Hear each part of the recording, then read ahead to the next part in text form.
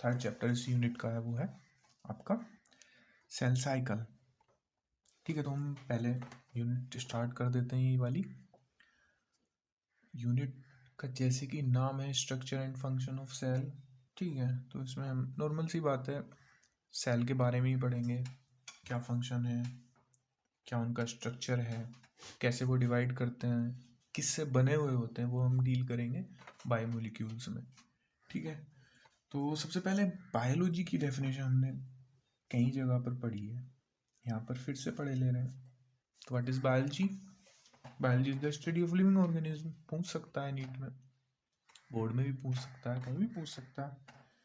फिर देन एक और टर्म दिया हुआ है रिडक्शनिस्ट बायोलॉजी। ये क्या है?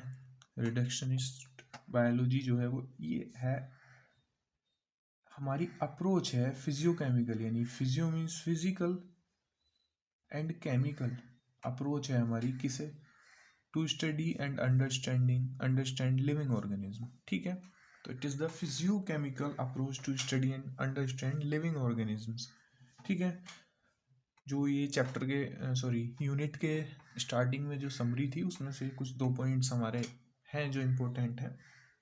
नाउ गोइंग टू साइंटिस्ट, जो यूनिट के बाद यूनिट में हमारे साइंटिस्ट दिए हुए हैं वो हैं GN रामचंद्रन। ठीक है, मेनली इन्होंने 2 काम किए, एक तो इन्होंने प्रोटीन स्ट्रक्चर दिया, दूसरा रामचंद्रन प्लॉट। रामचंद्रन प्लॉट भी प्रोटीन कन्फर्मेशन के लिए ही होता है। ठीक है, कन्फर्मेशनल जो स्ट्रक्चर होते हैं उनके लिए। और जो दूसरा है वो है इन्होंने दिया था triple helical structure of collagen. कैसे दिया था? एक साइंटिस्ट थे लिनियस पॉलिंग, उन्होंने क्या वर्क किया था? मॉडल्स दिए थे अल्फा हेलिक्स और beta sheet pleated structure of protein. इनके इस वर्क से GN रामचंद्रन इन्फ्लुएंस हुए, जो कैम्ब्रिज में थे, कैम्ब्रिज यूनिवर्सिटी में दोनों साथ थे। ठीक है, इनके वर्क से इन्फ्लुएंस होकर के इन्होंने triple helical structure of collagen दिया। किसने? GN रामचंद्रन ने। ठीक है, ये रही हमारी साइंटिस्ट की बात। अब हम पढ़ते हैं व्हाट इज सेल। सेल के 2 डेफिनेशंस हैं। ठीक है, पहला है functional fundamental and structural unit of life, यानी कि फंक्शनल फंडामेंटल इससे छोटी कोई नहीं हो सकती, बेसिक। ठीक है, और स्ट्रक्चरल इससे छोटा स्ट्रक्चर भी नहीं है, इससे छोटा कोई स्ट्रक्चर एग्जिस्ट ही नहीं कर सकता। ठीक है, करेगा तो वो इंडिपेंडेंट एग्जिस्टेंस नहीं होगा उसका। दूसरा क्या है कि सेल वो है जिसका एक इंडिपेंडेंट एग्जिस्टेंस है। दूसरा which can perform essential functions of life, और वो अपनी लाइफ के जो इसेंशियल फंक्शंस हैं उन्हें परफॉर्म कर सके। तो ऐसी अगर कोई चीज़ है तो वो सेल है। इससे कम कोई भी चीज़ इंडिपेंडेंट एग्जिस्टेंस शो नहीं कर सकती, और इसीलिए जब इंडिपेंडेंट एग्जिस्टेंस शो नहीं कर सकती तो हम उसे सेल नहीं कह सकते। ठीक है, अब कुछ साइंटिस्ट थे, उनकी कुछ डिस्कवरीज हैं, जैसे कि फर्स्ट सेल जो कि सेल वॉल थी वो किसने डिस्कवर की? रॉबर्ट हुक ने। किसमें की? इनको, और अब आप कहोगे कि नहीं फर्स्ट सेल तो एंटोन वन लीeuwenhoek ने डिस्कवर की थी, बट वो फर्स्ट लिविंग सेल थी। ठीक, वो डिस्कवर की थी Anton van Leeuwenhoek. Nucleus Robert Brown. ठीक, न्यूक्लियस रॉबर्ट ब्राउन ने डिस्कवर किया। और ये स्टेटमेंट ओमनिस सेलुला ई सेलुली ये रुडोल्फ विर्चो ने दिया। कहाँ पर है ये? सेल लाइनेज थ्योरी में। ठीक है, फिर हम बात करते हैं मैथियस स्लीडन, जो कि एक जर्मन बोटेनिस्ट थे 1838। उन्होंने प्लांट्स को ऑब्जर्व किया, प्लांट टिश्यू को ऑब्जर्व किया, और क्या पाया कि वो सब सेल्स से बने हुए हैं। ठीक है, इनके 1 ईयर बाद एक और साइंटिस्ट थे थियोडर स्वान, ब्रिटिश जूलॉजिस्ट थे, जो कि उन्होंने एनिमल सेल को ऑब्जर्व किया, और उन्होंने क्या पाया कि एनिमल सेल की जो आउटर साइड है उस पर एक थिन लेयर प्रेजेंट है जिसे उन्होंने नाम दिया प्लाज्मा मेम्ब्रेन। ठीक है, अब उन्होंने जब देखा कि एनिमल सेल के आउटर साइड पे प्लाज्मा मेम्ब्रेन है तो उन्होंने प्लांट सेल को भी ऑब्जर्व किया और क्या देखा कि सेल वॉल प्रेजेंट है उनके आउटर साइड पे, और सेल वॉल के जस्ट नीचे, just beneath cell wall, there is a cell membrane.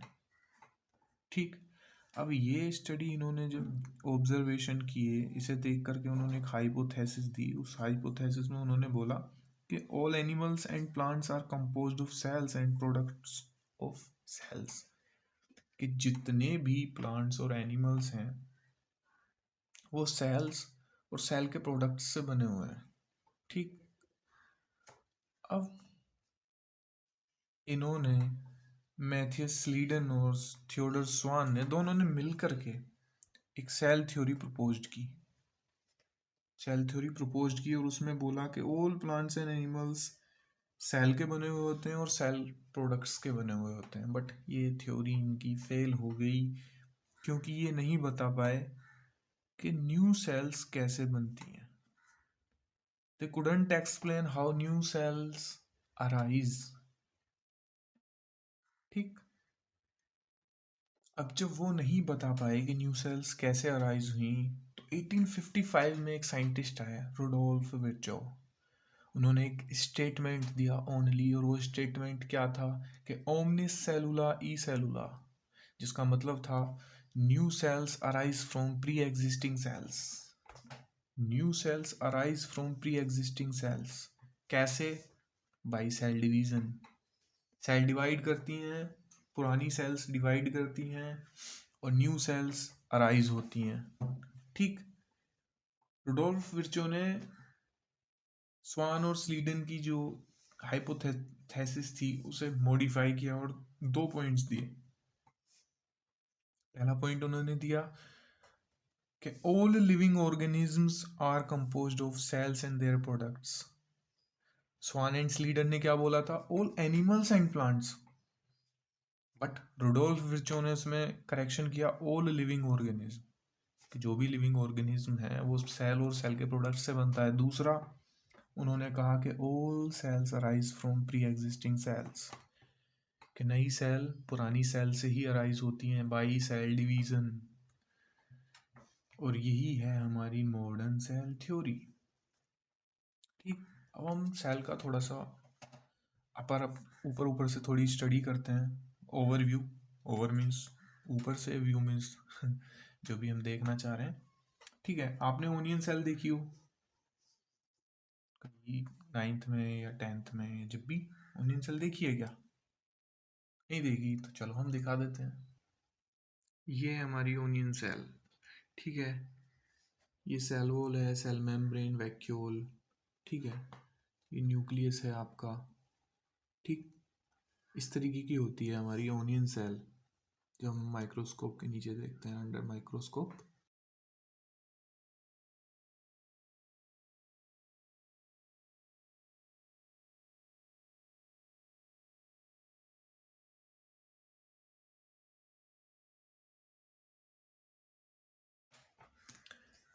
Human cheek cell होगी। ह्यूमन चीक सेल और ओनियन सेल में क्या डिफरेंस है? कि ओनियन सेल में होती है हमारी सेल वॉल प्रेजेंट, और ह्यूमन चीक सेल में सेल वॉल एब्सेंट होती है। बट एक चीज दोनों में कॉमन है जो प्रेजेंट होती है, वो है plasma membrane.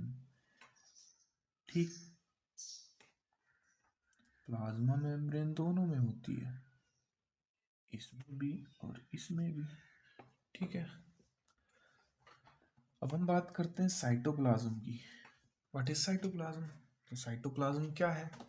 It is semi fluid matrix. Semi fluid मतलब आधा fluid.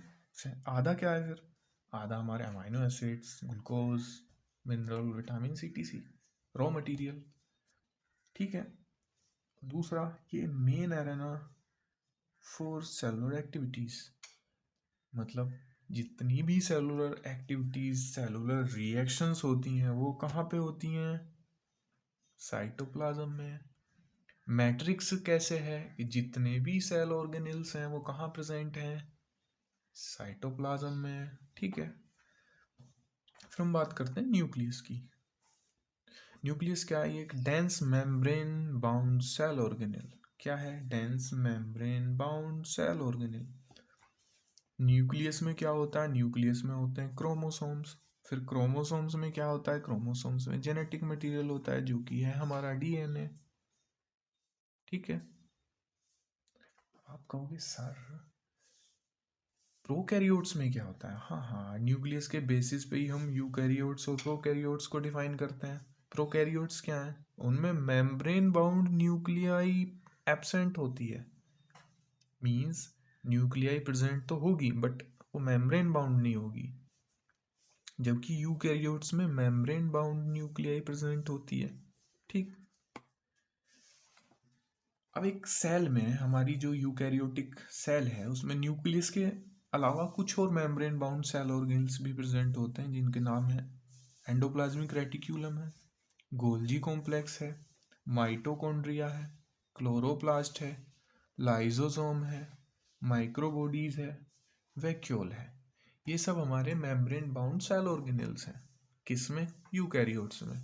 Membrane bound cell organelles are only present in eukaryotes, not in prokaryotes. ठीक है, कुछ ऐसे भी ऑर्गेनेल्स हैं जो मेम्ब्रेन बाउंड नहीं है बट वो कहाँ पे प्रेजेंट है, यूकैरियोट्स में। उसका एक एग्जांपल है सेंट्रोसोम। सेंट्रोसोम जो एनिमल सेल में प्रेजेंट होता है बट नॉन मेम्ब्रेन बाउंड। ये किसमें हेल्प करता है, ये हमारा सेल डिवीजन में हेल्प करता है। ठीक है, अब हम बात करते हैं राइबोसोम की। राइबोसोम एक ऐसा सेल ऑर्गेनेल है जो दोनों में पाया जाता है, प्रोकैरियोटिक सेल में भी, यूकैरियोटिक सेल में भी। ये भी नॉन मेम्ब्रेन बाउंड ऑर्गेनेल है। ठीक है, कहाँ पर पाया जाता है, ये साइटोप्लाज्म में मिलता है, फ्री यानी फ्रीली सस्पेंडेड होता है। फिर ईआर से अटैच होता है, उसे क्या बोलते हैं, रफ एंडोप्लाज्मिक रेटिक्यूलम। क्लोरोप्लास्ट में होता है इन प्लांट्स, और माइटोकॉन्ड्रिया में होता है। ठीक, उसके बाद हम बात करते हैं कि जो सेल्स हैं वो very greatly in shape, size and activities. अब शेप में कैसे भाई, कुछ डिस्क शेप की होती हैं, कुछ पॉलीगोनल, कुछ स्फेरिकल, कुछ कॉलमनर, कुछ क्यूबॉइड। ठीक है, कुछ इरेगुलर भी होती हैं, उनका कोई शेप नहीं होता, लाइक वाइट WBC, अमीबोइड, कोई भी शेप कर सकती हैं। कुछ बाइकॉन्वेक्स लाइक RBC। ठीक है, साइज सपोज जैसे कि माइकोप्लाज्मा सबसे छोटा लिविंग सेल 0.3 माइक्रोमीटर। ठीक है, बैक्टीरिया 3 to 5 माइक्रोमीटर। सबसे बड़ा आइसोलेटेड ऑस्ट्रिच एग, जिसका वेट ही केजी में है, तो लेंथ आप सपोज कर सकते हो। और अगर हम अपनी RBC की बात करें तो उसका डायमीटर कितना है, 7 माइक्रोमीटर, ये डायामीटर है इसका। और लॉन्गेस्ट सेल हमारी बॉडी में कौन सी है, नर्व सेल। ठीक है, अब जो हमारा नेक्स्ट टॉपिक है नेक्स्ट वीडियो में, वो क्या रहेगा, नेक्स्ट टॉपिक हमारा, हम उसमें बात करेंगे, किसकी बात करेंगे,